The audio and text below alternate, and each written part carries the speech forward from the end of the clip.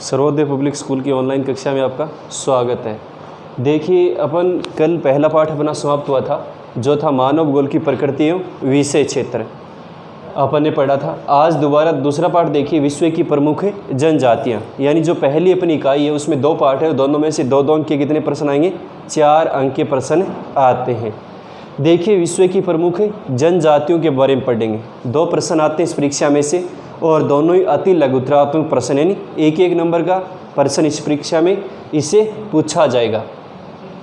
देखिए, यहाँ विश्व की प्रमुख जनजातियों के बारे में अपन पढ़ेंगे। सबसे पहले देखिए जनजातियाँ क्या होती हैं। अभी अपन ने राजस्थान की जनसंख्या और जनजातियों में भी पढ़ा था कि जनजातियाँ किसे कहते हैं।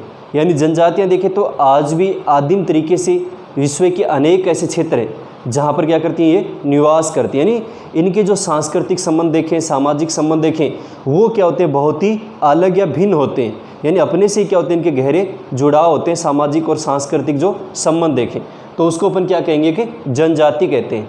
और ज़्यादातर जो जनजातियाँ देखें उनका जो आज भी देखें अपना जीवन यापन का तरीका देखें, वो क्या आखेट करना है, जैसे शिकार करना है, खाद्य संग्रहण करना है, भोजन संग्रहण करना है, या वनों से देखें या जंगलों में रहते हैं तो लकड़ी वगैरह इकट्ठा करना है। वनों से जो भी उत्पाद प्राप्त होते हैं वो क्या करते हैं, प्राप्त करते हैं और अपनी आजीविका क्या करते हैं, चलाते हैं। तो ये हैं जनजातियाँ। और धीरे धीरे देखें जैसे जैसे विकास हुआ तो इन जनजातियों का धीरे धीरे अस्तित्व क्या होता जा रहा है, समाप्त होता जा रहा है। विश्व के कुछ ही क्षेत्रों में देखें तो ये जनजातियाँ क्या वर्तमान में पाई जाती हैं। बहुत ही दुर्गम क्षेत्र हैं, या तो कोई ठंडे बर्फीले क्षेत्र हैं, या फिर शुष्क मरुस्थल वाले क्षेत्र हैं, या कोई पहाड़ी या पर्वतीय क्षेत्र हैं। तो उन क्षेत्रों में इस प्रकार की जनजातियाँ पाई जाती हैं। तो विश्व की प्रमुख जनजातियों में देखें तो अलग अलग जनजातियों के नाम दे रखें, जैसे ध्रुवीय और ठंडे प्रदेशों के निवासी, यानी ऐसे क्षेत्र जो ध्रुवीय क्षेत्रों में निवास करते हैं। जैसे उत्तरी ध्रुव के आसपास के क्षेत्र देखें, बिल्कुल ठंडे प्रदेश है, 66.5 डिग्री से 90 डिग्री उत्तरी अक्षांश का जो क्षेत्र है वहाँ देखें, यानी जहाँ बर्फ़ जमी रहती है, तापमान बहुत नीचा रहता है, माइनस में रहता है, तो वहाँ एस्किमो है जो अपन यहाँ पढ़ेंगे। एक सेमोइड जनजाति है। ये जनजातियाँ कहाँ निवास करती हैं? विश्व के ध्रुवीय और ठंडे प्रदेशों में क्या करती है, निवास करती हैं। तो यहाँ पर अपन इस पाठ में एस्किमो के बारे में पढ़ेंगे। इस जनजाति का निवास क्षेत्र, इसके आर्थिक क्रियाकलाप, भोजन संग्रहण जो भी हैं। दूसरी देखें तो ऐसी जनजातियाँ हैं जो विषुवत रेखीय सघन वनों के निवासी हैं। यानी विषुवत रेखीय यानी विषुवत रेखा के आसपास के जो क्षेत्र हैं, जैसे जिसको अपन भूमध्य रेखा भी कहते हैं या 0 डिग्री अक्षांश रेखा है, तो उसके आसपास के क्षेत्र जहाँ अत्यधिक वर्षा होती है, बहुत ज़्यादा सघन वन पाए जाते हैं, अत्यधिक गहरे, तो उन क्षेत्रों में देखें तो जैसे पिग्मी है, सेमांग है, स्काई है, ये सब क्या है, जनजातियाँ हैं। तो उन क्षेत्रों में जनजातियाँ क्या करती हैं, निवास करती हैं। यहाँ पर केवल आपको नाम ध्यान में रखना है, कोई प्रश्न नहीं आएगा।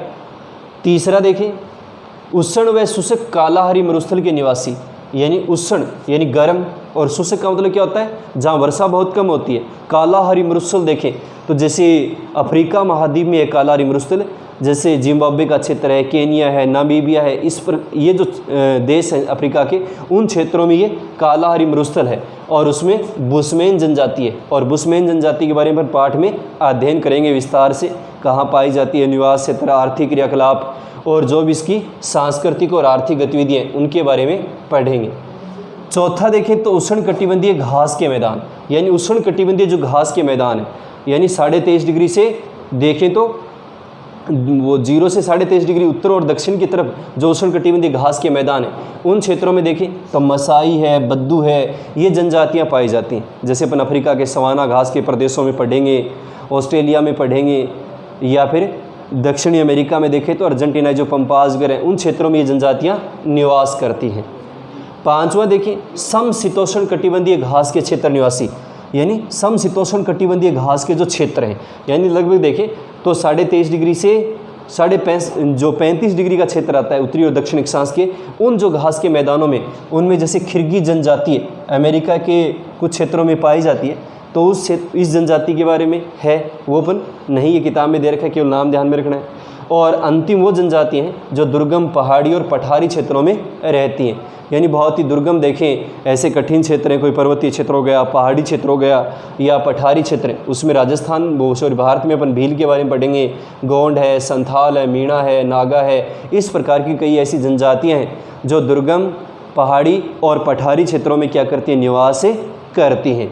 तो ये जनजातियों का सामान्य परिचय था जो अलग अलग क्षेत्रों में क्या करती है, निवास करती हैं। केवल आपको नाम ध्यान रखना है कौन से क्षेत्र में कौन सी जनजातियाँ पाई जाती, कोई इनमें से प्रश्न नहीं आता है परीक्षा में।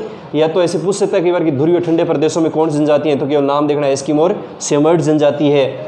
विश्वतरेखीय सघन वनों में देखें तो पिग्मी और सेमांग जनजाति पाई जाती है। उष्ण और शुष्क में अपन पढ़ेंगे, बुशमैन के बारे में विस्तार से दे ही रखा है।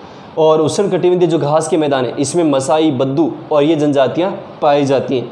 और समशीतोष्ण जो कटिबंधीय घास के मैदान है यानी 23.5 डिग्री से 35 डिग्री का जो क्षेत्र है उसमें जैसे खिरगिज जनजाति है। और अंतिम है अपनी दुर्गम यानी बहुत ही कठिन पहाड़ी और पठारी क्षेत्र में देखें तो भील है, गोंड है, संथाल है, मीणा है, नागा है, इन जनजातियों के बारे में दे रखा है।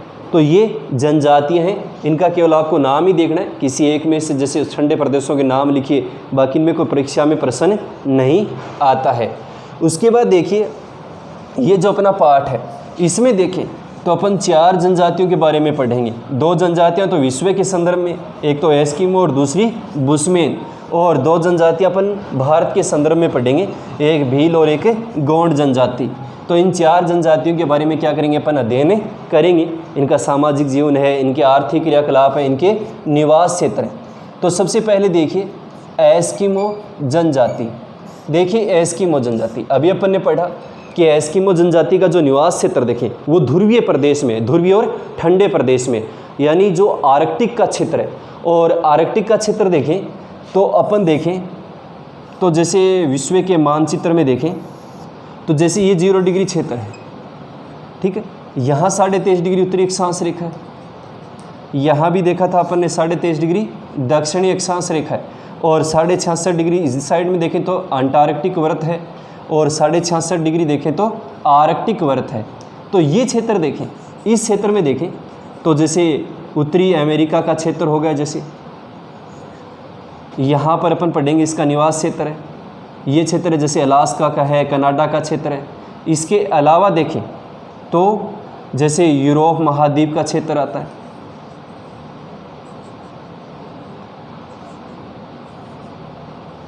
यानी कुछ जैसे साइबेरिया का क्षेत्र है, ये जो क्षेत्र है, या उत्तरी कनाडा का जैसे ग्रीनलैंड क्षेत्र आता है, यहाँ सबसे जो अपन ने पढ़ा था विश्व का द्वीप है। तो इन क्षेत्रों में देखें इस जनजाति का क्या है, निवास क्षेत्र है। कहने का बिल्कुल जो 90 डिग्री उत्तरी ध्रुवीय क्षेत्र है, इन क्षेत्रों में देखें तो ये जनजाति क्या पाई जाती है। यानी ये पूरा क्षेत्र होगा, एक तो उत्तरी अमेरिका का क्षेत्र है, एक कनाडा का क्षेत्र है, यानी यहाँ देखें तो उत्तरी अमेरिका है, कनाडा का क्षेत्र है, अलास्का है, और ये टुंड्रा जो प्रदेश है बिल्कुल उच्च अक्षांश वाले क्षेत्र है। अगर विश्व के मैप में पर देखना चाहें आपके पास मैप तो उसमें देखना, यह किताब में भी दे रखा है विश्व का मानचित्र, तो इसमें दिखा रखे इनके निवास क्षेत्र, यानी उच्च अक्षांश वाले क्षेत्र हैं जहाँ बिल्कुल ठंडे प्रदेश हैं। तो इन क्षेत्रों में जनजाति क्या करती है, निवास करती है। देखिए पहले दे रखा है कि एस्किमो जनजाति देखें तो मंगोल प्रजाति से संबंधित है, यानी मंगोल जो प्रजाति थी उसका संबंध किससे था, एस्किमो जनजाति से था। यानी मंगोल जो प्रजाति है उसकी क्या पाई जाती है, इसमें विशेषताएं पाई जाती हैं। यानी एस्किमो देखें जैसे इनमें देखें तो चेहरा सपाट, चौड़ा, नाक चौड़ी, इस प्रकार की क्या होती है, विशेषताएं मिलती हैं। वो आपको ध्यान में रखनी नहीं रखनी, केवल इतना सा देखना है कि एस्किमो जनजाति का संबंध क्या है, मंगोल प्रजाति से संबंध है। और एस्किमो का शाब्दिक अर्थ देखें तो वो क्या होता है, कच्चे मांस खाने वाला होता है। यानी ये कच्चा मांस खाते हैं, पकाते नहीं। क्यों खाते हैं कच्चा मांस, क्योंकि ये बिल्कुल क्या है, ठंडे प्रदेश है। और ठंडे प्रदेशों में देखें तो तापमान क्या रहता है, बहुत ही न्यूनतम रहता है। यानी जो तापमान देखा जाए तो इन क्षेत्रों में अपन ने पढ़ाई था 66.5 डिग्री से ऊपर वाले जो क्षेत्र हैं, और हमेशा बर्फ ही जमती। कुछ क्षेत्र देखें जैसे बसंत काल का समय आता है तो यहाँ तापमान में क्या होती है, वृद्धि होती है, बाकी बिल्कुल क्या है, ठंडा प्रदेश है। तो ये कच्चे मांस खाने वाले एस्किमो का सब क्षेत्र हो गया। आर्कटिक क्षेत्र और टुंड्रा क्षेत्र में क्या इनके निवास क्षेत्र हैं। फिर देखिए इनके निवास क्षेत्र, यानी छोटा प्रश्न आएगा, या तो एस्किमो क्या लिखिए, निवास क्षेत्र लिखिए, या फिर एस्किमो का संबंध कौन सी प्रजाति से। तो इनके निवास क्षेत्र देखें तो एक तो अलास्का का क्षेत्र है जो अपन ने पढ़ा था कनाडा के पश्चिम में देखें। इसके अलावा ग्रीनलैंड का क्षेत्र है, जैसे इसके अलावा देखें तो साइबेरिया का क्षेत्र है, और इसके अलावा देखें तो ये जो आर्कटिक क्षेत्र है यानी ऊपर जो उत्तरी ध्रुव के आसपास का क्षेत्र है, इन क्षेत्रों में देखें तो ये जनजाति क्या करती है, निवास करती है। यानी एक दे रखा है कि अलास्का से लेकर बेरिंग जलडमरू मध्य तक देखें तो इस जनजाति का क्या पाया जाता है, विस्तार पाया जाता है। यानी उत्तरी अमेरिका का सांस वाला क्षेत्र हो गया, या फिर ग्रीनलैंड का क्षेत्र हो गया, फिर अलास्का का क्षेत्र। और बेरिंग जलडमरू मध्य देखें तो अपन यहाँ जैसे अमेरिका है, और अमेरिका के जैसे अपन ये तो ग्लोब है, और मानचित्र पर देखेंगे ना तो इस साइड में जैसे अलास्का से फिर इस साइड में आएंगे तो उत्तरी जो रूस का क्षेत्र है यानी साइबेरिया क्या होता है, शुरू होता है। तो यहाँ बेरिंग जलडमरू मध्य मतलब प्रशांत महासागर और आर्कटिक महासागर को क्या करता है, जोड़ता है। तो इस क्षेत्र तक देखें तो इसका क्या है, विस्तार पाया जाता है। तो ये एस्किमो जनजाति के निवास क्षेत्र ध्यान में रखने, यानी कई बार कहता है प्रश्न एस्किमो जनजाति के निवास क्षेत्रों के नाम लिखिए। तो अलास्का से लेकर बेरिंग जलडमरू मध्य, ग्रीनलैंड, साइबेरिया और आर्कटिक का जो क्षेत्र है, इन क्षेत्रों में क्या करती है, जनजाति निवास करती है। उसके बाद देखें आर्थिक क्रियाकलाप। देखिए आर्थिक क्रियाकलाप में देखें तो ये जनजाति देखें तो अभी अपन ने पढ़ा था कि जनजातियों का मुख्य जो आर्थिक क्रियाकलाप होता है वो क्या होता है, शिकार करना, या फिर क्या होता है, भोजन संग्रहण होता है, या फिर क्या करते हैं, खाद्य संग्रहण करते हैं। तो इसमें दे रखा है दो आखेट है, एक तो शीतकालीन आखेट है।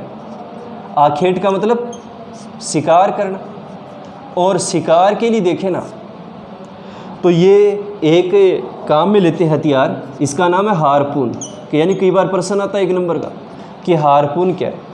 तो ये सील मछली का शिकार करने के लिए क्या लेते हैं, यंत्र या जिसको उपकरण कहें या हथियार कहें, वो क्या लेते हैं, काम में लेते हैं। और सील मछली है वो इनको इस जो ठंडे प्रदेशों हैं इसके क्षेत्रों में क्या करती है, पाई जाती है, और इसका ही क्या करते हैं, शिकार करते हैं।